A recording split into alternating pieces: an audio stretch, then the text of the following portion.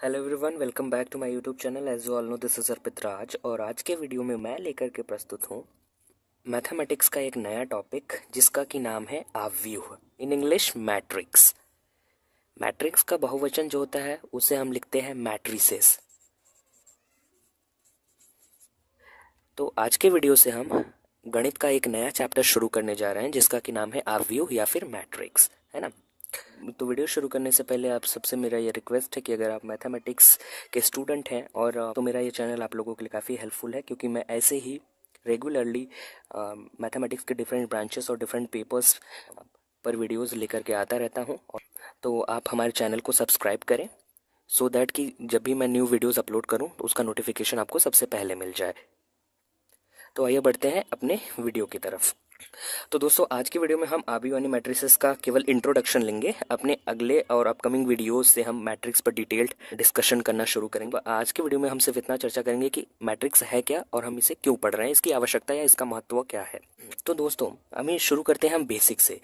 तो आप जरा अपने बचपन को याद करिए, जब आपके स्कूल्स में प्रार्थना की जाती थी, प्रेयर होता था, तो सभी के सभी बच्चे लाइन लगा करके इस तरीके से ढेर सारी लाइनें लगा करके एक के पीछे एक के बगल में एक, ऐसे करके लाइंस लगा करके आप सभी लोग खड़े हो जाते थे और फिर प्रेयर स्टार्ट होता था, है ना।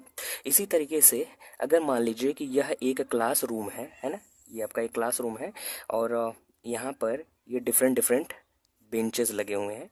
तो आप देख पा रहे हैं कि इस प्रकार के उदाहरणों में आपको एक आयतीय व्यवस्था प्राप्त हो रही है। आयताकार एक आपको सारणी है, आपको आयताकार व्यवस्था प्राप्त हो रही है जिसमें कुछ पंक्तियां हैं, है ना। क्षैतिज में जो कतार होती है उसे हम पंक्ति बोलते हैं और ऊर्ध्वाधर में जो कतार होती है उसे हम स्तंभ बोलते हैं ना। यह एक आयताकार व्यवस्था है जिसमें कुछ पंक्तियां हैं और कुछ स्तंभ हैं, है ना। और चूंकि हम मैथमेटिक्स पढ़ रहे हैं तो अगर हम अपने इस दूसरे एग्जाम्पल की बात करें तो इस हर एक बेंच पे मान लेते हैं कि इस पहले बेंच पे कोई एक स्टूडेंट बैठा है, दूसरे बेंच पे मान लिया हमने 2 स्टूडेंट बैठा है, तीसरे पर 3 बैठा है, चौथे पे 4, फिर यहाँ पे इस तरीके से मान लीजिए कि हर एक बेंचेस पे इन नंबर के अकॉर्डिंग स्टूडेंट्स बैठे हुए हैं। यहाँ हर एक बेंच पे जितने स्टूडेंट्स बैठे हुए हैं, अगर इनकी संख्या के आधार पर हम एक नई सारणी तैयार करें तो हमें कुछ इस प्रकार की आयतीय व्यवस्था प्राप्त होती है। अब ये जो व्यवस्था हमें प्राप्त हुई है इसको हम क्या करते हैं कि एक स्क्वायर ब्रैकेट के अंदर दिखा देते हैं, यानी इसके दोनों साइड हम इस तरीके से स्क्वायर ब्रैकेट लगा देते हैं।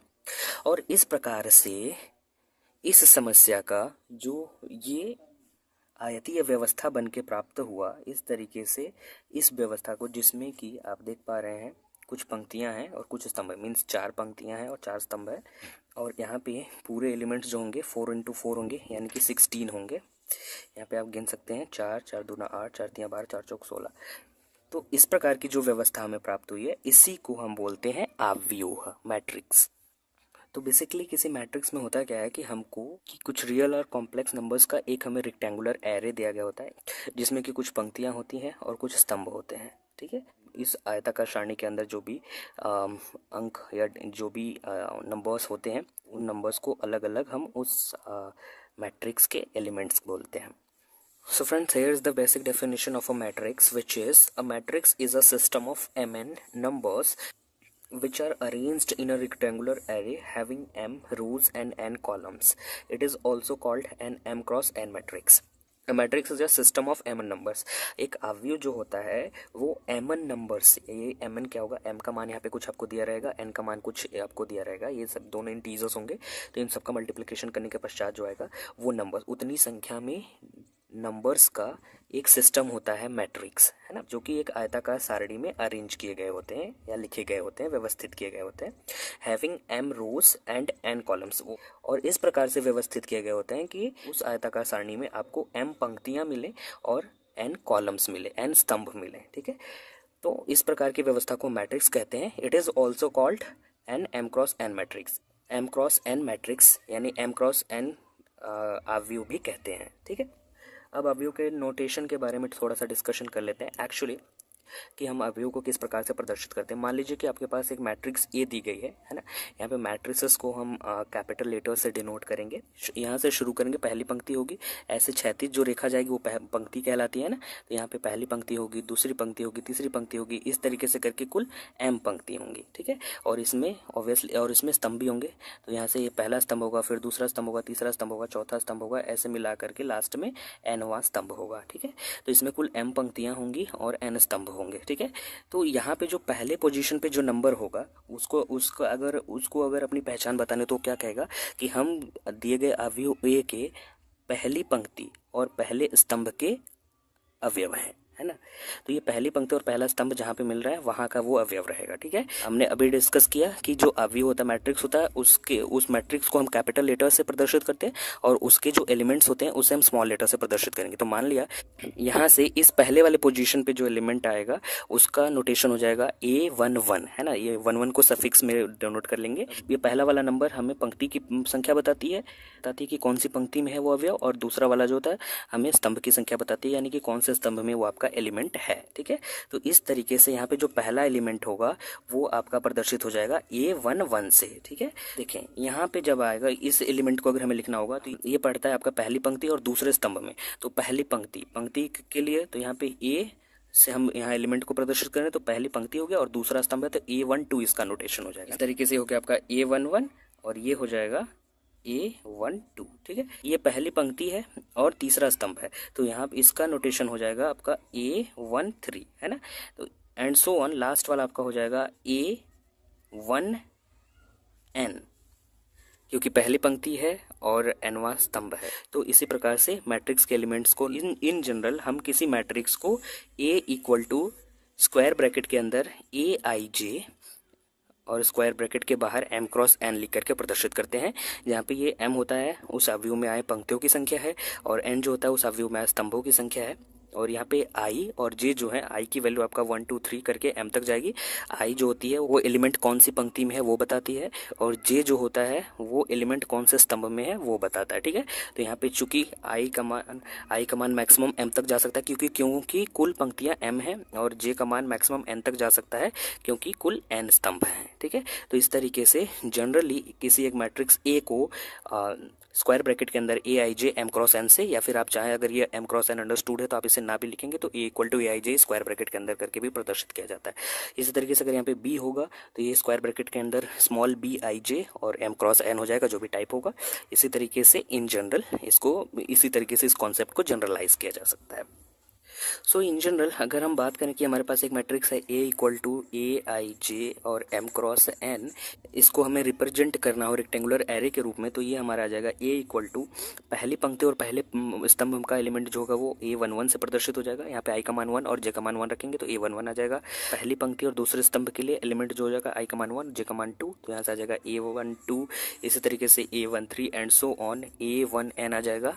और ऐसे दूसरी पंक्ति के लिए हो जाएगा A21 A22 A23 and so on A2n and so on करके लास्ट वाला जो mवी पंक्ति चलेगी AM1 AM2 AM3 and so on A, यहाँ पे mवी पंक्ति और nवां स्तंभ है तो लास्ट वाला एलिमेंट हो जाएगा AMn, ठीक है। तो ये था मैट्रिक्स का कॉम्पैक्ट फॉर्म और ये था मैट्रिक्स का रेक्टेंगुलर फॉर्म कि किस तरीके से आप किसी मैट्रिक्स को रेक्टेंगुलर एरे के रूप में लिखते हैं, ठीक है। तो आप इस नोटेशन को भी याद रखें और इस नोटेशन को भी याद रखें आवश्यकता अनुसार, जहाँ पे आवश्यकता अनुसार हम इन दोनों नोटेशंस का इस्तेमाल करेंगे। यहाँ पे ध्यान देने वाली बात यह है कि जो A11 A12 A13 ये सब हैं, ये सभी मैट्रिक्स A के एलिमेंट्स कहे जाते हैं। तो अगर आपको कहीं पर भी आपको अगर इस तरीके से दिया जाएगा Aij, तो इसका मतलब ये है कि एक मैट्रिक्स है आपका जिसके एलिमेंट्स Aij से दिए जाते हैं, जहाँ पर i जो है वो दिया गया एलिमेंट किस पंक्ति में है उसकी संख्या को प्रदर्शित करता है और j दिया गया एलिमेंट किस स्तंभ में है उसकी संख्या को प्रदर्शित करता है। मीन्स iवी पंक्ति और jवें स्तंभ में आपका एलिमेंट Aij बिलोंग करेगा। So friends, now we are just going to discuss the order of a matrix कि अवयव का क्रम या कोटि क्या होता है, ठीक है। So here's the definition. If a matrix has m rows and n columns, then this matrix is called a matrix of order m cross n. यानी आपके पास अगर एक कोई मैट्रिक्स दिया गया है जिसमें कि m पंक्तियां हो और n स्तंभ हो, तो इस प्रकार के मैट्रिक्स को या इस प्रकार के अवयव को हम कहते हैं कि यह एक m क्रॉस n क्रम का या कोटि का एक मैट्रिक्स है, अवयव है, ठीक है। And here also written that if m equal to n, then the matrix is called a square matrix of order n. और अगर किसी ऐसे अवयव में m equal to n हो जाए, मीन्स पंक्तियों की संख्या स्तंभों की संख्या के बराबर हो जाए, तो फिर ऐसे मैट्रिक्स को हम स्क्वायर मैट्रिक्स या फिर वर्ग अवयव कहते हैं। n कोटि का, n क्रम का वर्ग अवयव कहते हैं, ठीक है। तो इस प्रकार से आप इस मोस्ट इंपॉर्टेंट डेफिनेशन को याद रखें, जो कि वर्ग अवयव स्क्वायर मैट्रिक्स है, कि अगर किसी अवयव के पंक्तियों की संख्या और उसके स्तंभों की संख्या के बराबर होती है, तो ऐसे अवयव को हम वर्ग अवयव या फिर स्क्वायर मैट्रिक्स कहते हैं। अपने पूरे चैप्टर के थ्रू हमें स्क्वायर मैट्रिसेस पर बहुत ज़्यादा डिस्कशन करना है। यहाँ पे फॉर एग्जाम्पल मैंने लिया है, फॉर एग्जाम्पल एक मैट्रिक्स लिया है जो कि है जिसके में कि 2 पंक्तियां हैं और 3 स्तंभ हैं। तो ये मैट्रिक्स ए जो है हमारा 2x3 क्रम या कोटि का अवयव हो गया। तो इसी प्रकार से मैंने यहाँ पे एक मैट्रिक्स, दूसरा मैट्रिक्स बी लिया है जिसमें कि 2 पंक्तियां और 2 स्तंभ है। तो ये हमारा, यानी कि यहाँ पे पंक्तियों की संख्या स्तंभों की संख्या को बराबर है, तो मैट्रिक्स बी जो है वो एक वर्ग अवयव है, यानी एक स्क्वायर मैट्रिक्स है, ठीक है। ऑफ ऑर्डर 2, ऑर्डर इसका 2 हो जाएगा। इसी प्रकार से मैंने यहाँ पे तीसरा मैट्रिक्स लिया है जिसमें 3 पंक्तियां और 3 स्तंभ है। तो ऑब्वियसली यह भी एक स्क्वायर मैट्रिक्स है, यह भी एक वर्ग अवयव है, इसका ऑर्डर हो जाएगा इक्वल टू 3, ठीक है। जो मैट्रिक्स सी है वो ऑर्डर 3 का एक स्क्वायर मैट्रिक्स है। यहाँ पे ध्यान देने वाली बात यह है कि जब आपके स्तंभों की संख्या पंक्तियों की संख्या के बराबर नहीं होती है, तो आप उन दोनों को लिखते हैं, और जब स्तंभों की संख्या पंक्तियों की संख्या के बराबर हो, यानी स्क्वायर मैट्रिसेस के लिए आप यहाँ पे केवल एक नंबर को लिखते हैं ऑर्डर के लिए, ठीक है। सो अब हम डिस्कस करने जा रहे हैं एलिमेंट्स ऑफ मैट्रिक्स। जैसा कि अभी हमने प्रीवियसली डिस्कस किया कि किस प्रकार से किसी दिए गए मैट्रिक्स के एलिमेंट्स को प्रदर्शित करते हैं। तो फॉर एग्जांपल यहाँ पे हमने एक मैट्रिक्स ए लिया है जो कि एक स्क्वायर मैट्रिक्स है, यानी वर्ग मैट्रिक्स है, जिसके एलिमेंट्स हैं 1 2 और 3 4, है ना यहाँ पे। तो 1 2 3 4 आर द एलिमेंट्स ऑफ ए। तो ये जो 1 2 3 4 है, ये सब अवयव ए के अवयव कहे जाते हैं। इन जनरल हम किसी मैट्रिक्स ए को स्क्वायर मैट्रिक्स के अंदर, स्क्वायर ब्रैकेट के अंदर ए आई जे और उसके बाहर उसके ऑर्डर को लेकर के प्रदर्शित करते हैं। ए आई जे आईवी पंक्ति और जेवे स्तंभ में स्थित होता है। ए आई जे यहाँ पे 1 जो है वो पहले पंक्ति और पहले स्तंभ में है, तो इस तरीके से आपको A11 इक्वल टू 1 मिल जाएगा। A12 यानी कि पहली पंक्ति और दूसरे स्तंभ में 2 है, तो यहाँ पे 2 मिल जाएगा। A21 यानी दूसरी पंक्ति और पहला स्तंभ में आपको 3 मिलेगा, तो A21 इक्वल टू 3 हो जाएगा। और दूसरी पंक्ति और दूसरे स्तंभ में 4 है आपके पास, तो A22 इक्वल टू 4 आ जाएगा, ठीक है। तो मैट्रिक नोटेशन के ये दोनों फॉर्म एक दूसरे के इक्विवेलेंट हैं। अब यहाँ पे कुछ मोस्ट इंपॉर्टेंट नोट्स है जिसको हम डिस्कस करेंगे यहाँ पे। तो मान लीजिए कि यहाँ पे कोई एक आपके पास स्क्वायर मैट्रिक्स ए दिया गया है, 1 2 3 4, कोई भी मैट्रिक्स हो सकता है। तो उसको किस प्रकार से प्रदर्शित किया जा सकता है, कोई ज़रूरी नहीं कि आप हमेशा किसी एक मैट्रिक्स को स्क्वायर ब्रैकेट के अंदर ही आप उसे डिनोट रिप्रेजेंट करें, है ना। किसी मैट्रिक्स के एलिमेंट्स को अगर आप चाहें तो, अगर आप स्क्वायर ब्रैकेट में नहीं करना चाहते तो आप इस प्रकार के ब्रैकेट्स का भी इस्तेमाल कर सकते हैं किसी मैट्रिक्स को डिनोट करने के लिए, ठीक है। तो चाहे आप ये स्क्वायर ब्रैकेट इस्तेमाल कर लें, चाहे आप इस प्रकार के ब्रैकेट इस्तेमाल कर लें, चाहे आप ये नोटेशन भी इस्तेमाल कर सकते हैं किसी मैट्रिक्स को रिप्रेजेंट करने के लिए, ठीक है। बस आप एलिमेंट्स आपको उसके अंदर लिखना ही है। तो ये रहे different types of notation of a matrix. इसमें से जो भी आपको उचित लगे आप इस्तेमाल कर सकते हैं। यूजुअली हम ये वाला नोटेशन इस्तेमाल करते हैं, स्क्वायर ब्रैकेट वाला। अब यहाँ पे थोड़ा सा डिस्कस कर लेते हैं कि मैट्रिसेस का इंपॉर्टेंस क्या है, हम इन्हें क्यों पढ़ रहे हैं और इनकी उपयोगिता और इनका महत्व क्या है। तो मैट्रिक्स पहले तो आप मैथमेटिक्स में पढ़ रहे हैं, तो आप तो आगे आप खुद ही जान जाएंगे कि मैट्रिक्स का मैथमेटिक्स में क्या इस्तेमाल है। यहाँ पे सिस्टम ऑफ लीनियर इक्वेशंस को सॉल्व करने पर मैट्रिक्स का बहुत ज़्यादा इस्तेमाल किया जाता है। लीनियर ट्रांसफॉर्मेशन यानी वेक्टर स्पेसेस में बहुत ज़्यादा मैट्रिक्स का इस्तेमाल होता है। तो मैथमेटिक्स में तो भर भर के मैट्रिसेस का इस्तेमाल किया जाता है। इसके अलावा साइंस के लगभग हर एक ब्रांचेस में इस्तेमाल किया जाता है मैट्रिसेस का, अवयवों का। और इंजीनियरिंग में भी बहुत ज़्यादा इस्तेमाल किया जाता है मैट्रिसेस का, वहाँ पे पढ़ाया भी जाता है। और फिजिक्स में जैसे कि मॉलिक्यूलर फिजिक्स हो गया या फिर एटॉमिक फिजिक्स हो गया, वहाँ पे बहुत ज़्यादा वृहद रूप से इस्तेमाल किया जाता है मैट्रिसेस का। और उसके साथ साथ स्टैटिस्टिक्स, इसे तो आप भूल छोड़ ही नहीं सकते, मैथ की एक उपशाखा है स्टैटिस्टिक्स। तो वहाँ पर तो स्टैटिस्टिक्स में भी मैट्रिसेस का बहुत ज़्यादा इस्तेमाल किया जाता है। इकोनॉमिक्स यानी अर्थशास्त्र में भी मैट्रिसेस का बहुत ज़्यादा इस्तेमाल हो रहा है। और सोशियोलॉजी, और इसी तरह सोशियोलॉजी में भी मैट्रिसेस का इस्तेमाल किया जा रहा है। और मैट्रिसेस का मोस्ट इम्पॉर्टेंस आज के ज़माने में, आज के समय में जो है, वो क्रिप्टोग्राफी में बहुत ज़्यादा किया जा रहा है। ये क्रिप्टोग्राफी क्या है वो आपको हायर मैथमेटिक्स में आपको आगे पढ़ने को मिलेगा। वहाँ पे जैसे कि आजकल आप सोशल मीडिया प्लेटफॉर्म्स हैं जहाँ पे मैसेजेस, वीडियोस, फोटोज़ को एक जगह से दूसरी जगह सिक्योरली भेजने के लिए, इनक्रिप्टेड डेटा को भेजने, एक दूसरे से दूसरी जगह तक ट्रांसफ़र करने के लिए वहाँ पे जो लॉजिक लगाए जाते हैं, जो वहाँ पे नियम बनाए जाते हैं, उनमें मैट्रिसेस का बहुत ज़्यादा योगदान है। बहुत ज़्यादा उसका यूज़ किया जाता है डेटा को इनक्रिप्ट करने के लिए, और कोड डिकोडिंग में बहुत ज़्यादा इस्तेमाल किया जाता है। फंक्शंस वहाँ पे डिफाइन किया जाता है। खैर ये सब चीज़ें जब आप हायर मैथमेटिक्स में जाएंगे तो आपको देखने को मिलेंगी। फिलहाल यहाँ पे हमारा पूरा फोकस हमारे मैट्रिसेस के चैप्टर्स में रहेगा। हम यहाँ पे बेसिक्स यानी शुरू से लेकर के फर्श से लेकर के अर्श तक का हमारा संघर्ष जारी रहेगा मैट्रिसेस के साथ में। तो आज की वीडियो में सिर्फ इतना है। आज हमने मैट्रिसेस यानी अवयव का डिटेल्ड इंट्रोडक्शन लिया, और अपने अगले वीडियो से हम मैट्रिसेस यानी अवयव के टाइप्स और फिर आगे के टॉपिक्स को कवर करेंगे। तो आप बने रहे हमारे साथ और चैनल को सब्सक्राइब करना ना भूलें। Thank you very much for watching this video.